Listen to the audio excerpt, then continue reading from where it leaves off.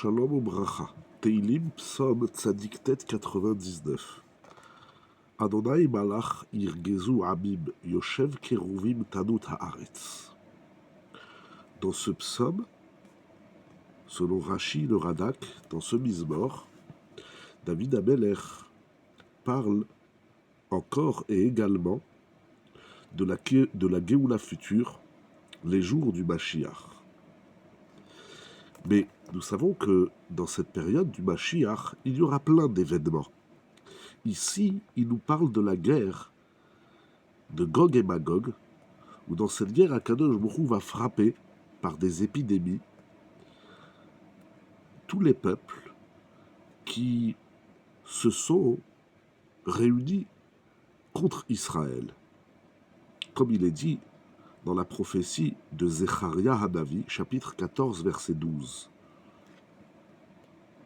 Donc dans ce Mizmor, David Amelech va parler de la guerre de Gog et Magog, qu'Akadosh Baruch Hu opérera, qu'Akadosh Baruch Hu frappera les peuples qui se sont réunis pour frapper Israël. Alors que dans d'autres Mizmorim, les précédents notamment, où il parlait également de la Géoula future, il parlait de la joie qu'il y aura dans toute la terre après que Akadosh Baruch Hu régnera dans le monde. Ça veut dire que Yemot HaMashiach, c'est le règne de Dieu, c'est le règne d'Akadosh Baruch Hu, et il y a plusieurs étapes. Il y a la Simcha du monde, tout le monde verra, toutes les nations verront le règne d'Akadosh Baruch Hu, percevront le règne, la Malchut d'Hachem, alors que dans ce Mizmor, il vient parler du coup, des coups qu'Akadosh Baruch Hu, par lesquels frappera les nations. Il parle également, dans ce psaume 99, de la conduite divine réservée im chassidav hakdoshim, on traduit en français par les pieux saints. C'est-à-dire que plus l'homme se rapproche d'Akadosh Baruch Hu, plus il est chassid et kadosh. Ce sont deux notions, deux niveaux de l'être que le Ramchal, Rabbi Moshe Chaim Luzzatto, dans le Mesilat Yesharim, nous explique. C'est quoi la chassidoute et c'est quoi la kdusha à laquelle l'homme peut accéder. Et donc lorsque l'homme il atteint ce niveau de chassidoute et de kdusha, il bénéficie d'un comportement particulier d'Akadosh Baruch Hu à son égard. Et c'est pour éveiller chacun. David Amelech vient ici inviter chaque Ben Israël à atteindre ce niveau. C'est-à-dire, David Amelech, c'est pas seulement qu'il nous parle d'un monde meilleur, la venue du Mashiach, et les goïms ils vont se prendre des coups, et la simcha qu'on aura. Le but de tout cela, c'est la malchut d'Hachem, c'est le règne de Dieu. Mais pour arriver, pour atteindre ce royaume divin, il nous faut à chacun, chaque individu, monter, évoluer, se sanctifier. C'est-à-dire que David Amelech, il vient ici donner une impulsion d'élévation à chacun. On ne peut pas rester statique. Pour découvrir Akadosh Baruch Hu, c'est bien fait, c'est au fait d'Akadosh Baruch Hu, il nous faut à notre tour évoluer grandement et grandir à atteindre des niveaux de chassidoute et de kdusha qui sont des niveaux exceptionnels. Par conséquent, selon le Sefer HaKadmon, la Ségoula du psaume 99, c'est afin de devenir un chassid. C'est une Ségoula pour devenir un chassid. On traduit en français chassid par la piété, le pieux. Mais ce n'est absolument pas ça du tout. En tout cas, je ne sais pas quelle connotation cela a en français. La chassidoute, c'est un niveau qui est très élevé, où je vous donne un avant-goût de ce qu'écrit le Ramchal dans Mesilat Yesharim. Il y a celui qui fait ce que Dieu lui demande. Ça, c'est très bien. Ça s'appelle faire la Torah et les mitzvot.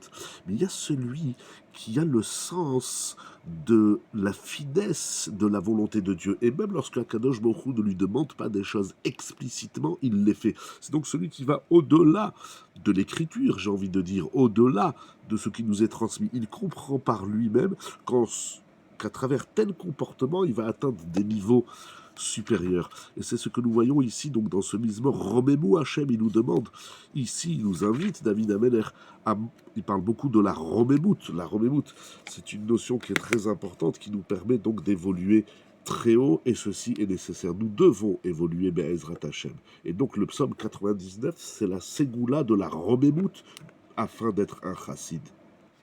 Rav Biderman, dans son Teilim Be'er HaChaim, rapporte au nom du Al-Shir HaKadosh, qui fait remarquer que la Romemout, c'est une notion qui existe uniquement chez le Ham Israël. Les Goïm, les peuples, les nations, voient, constatent, s'ils le veulent bien, s'ils sont animés de lucidité, ils vont voir la Gadlout d'Hachem. Mais le Ham Israël, il voit la Romemout. Quelle est la différence? C'est quoi Gadol et c'est quoi Ram, Merumam? Quelle est la différence? Il dit la chose suivante. Gadol, c'est lorsque on voit que Dieu est grand, depuis la terre jusqu'au ciel. On voit la grandeur divine. Mais Ram, ça veut dire qu'Akadosh Baruch Hu est au-dessus du monde. Et donc on doit s'élever à ce niveau de Romemout, ça veut dire d'être au-dessus du Teva, au-dessus de la nature, au-dessus du monde. Pourquoi cette différence? Le Al-Shir HaKadosh explique parce que les Goïm, les peuples, les nations, n'adhèrent pas au concept de Hashgacha Pratit, c'est-à-dire de la providence individuelle. Akadosh Baruch Hu, il surveille et il s'occupe individuellement de chaque être. Mais ça, les Goïm ne reconnaissent pas ça. Ils n'ont pas cette sensibilité de pouvoir découvrir la Hashgacha Pratit. Parce qu'ils pensent qu'Akadosh Baruch Hu, il a créé le monde, il s'occupe du monde de manière générale, puis il a abandonné la terre aux hommes. Chas Veshalom, Akadosh Baruch Hu, bien évidemment, il est là, il est parmi nous et il est avec tout un chacun. Et d'ailleurs, nous avons dans ce psaume un verset, Moshe et Aaron, le verset 6, Moshe et Aaron, Bechoanav ou Shmuel Bekoree Shemo, Korim el Hashem Vehu Ya'anem. Moshe et Aaron, et de l'autre côté Shmuel. Ces trois hommes, Moshe, Aaron et Shmuel, sont des hommes que nous dit David Ameler, ils appellent Dieu Korim el Hashem Vehu Ya'anem. Et Dieu leur répond. Alors il y a ici un parallèle qui est fait entre Moshe et Aaron d'un côté et Shmuel. Il nous dit encore Rav Biderman dans la partie Minha Be'er de son commentaire sur les Teilim. Il dit regarde l'importance de l'ambition et de la volonté. C'est-à-dire que cette Romemout-là, elle doit être animée par notre ambition et notre volonté. Et ça, Shmuel Amelech, il a marqué cette Sheifa et ce Ratzon. Il rapporte un Midrash, dans Midrash Shmuel Rabata. Il est dit qu'avant que Shmuel Hanavi naisse, il y a une voix céleste qui est sortie et qui a annoncé, il y a un enfant qui va s'appeler Shmuel et qui va avoir des grandes visions prophétiques. Et le Midrash nous dit que tout enfant qui naissait, les parents l'appelaient Shmuel. Tout le monde voulait avoir un fils qui s'appelle Shmuel et qui allait être Shmuel Hanavi, comme on le voit, toute son histoire extraordinaire dans le Navi.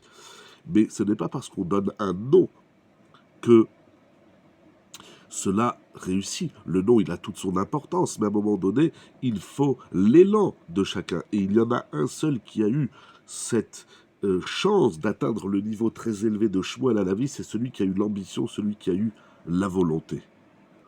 Et le Chida dit quelque chose d'incroyable. Même s'il y en a un seul qui est devenu Shmuel Hanavi, Shmuel le prophète, mais tous les enfants qui se sont appelés Shmuel, ils ont eu une fois la prophétie, parce qu'ils ont eu donc cette aspiration. Mais celui qui a eu l'aspiration, le désir, la volonté, l'élan, la force, la vigueur de vouloir devenir Shmuel Hanavi, il va devenir Shmuel Hanavi. Il ne faut pas être prophète pour un jour, il faut être prophète pour toujours. Et Rav Biderman rapporte un midrash incroyable dans Michelet, qui dit tout celui qui va se coucher le soir, avant de dormir, à quoi on pense? Aux factures qu'on doit payer, aux soucis des enfants, ou je sais pas, dit le Dama, qu'est-ce qu'on pense? Ou bien où on pense des bêtises. Mais le Midrash dit Kol mishi Hashem al mitato balayla. Tout celui qui le soir avant d'aller se coucher, mais Choshev belibo veomer. Et à quoi pense-t-il? Il se dit demain, Machar, ani mashkim ve'eseim plonitova. Je me lève demain, et demain matin, j'irai rendre un service, une gratitude, faire quelque chose de bien envers une personne. Il dit le Midrash, c'est-à-dire si avant d'aller dormir, on se dit, bon, demain je vais être gentil avec un tel, je vais lui rendre tel service, etc. Atid lismoach im hatzadikim began eden le atid lavo. Il nous dit le Midrash, alors dans le temps futur, le atid lavo, il se réjouira avec les tzadikim. Nous voyons donc que le ratson en soi, la volonté déjà d'être bon, d'être bien, d'être gentil, d'avoir l'élan du chesed avec une personne, déjà promet à l'homme un grand mérite, que le mérite des Teilim, de ces messages, nous permettent de rebondir vers la Romemout, au-dessus du monde, les Ma'ala Minateva, de se rapprocher de la royauté divine et d'être bons les uns envers les autres.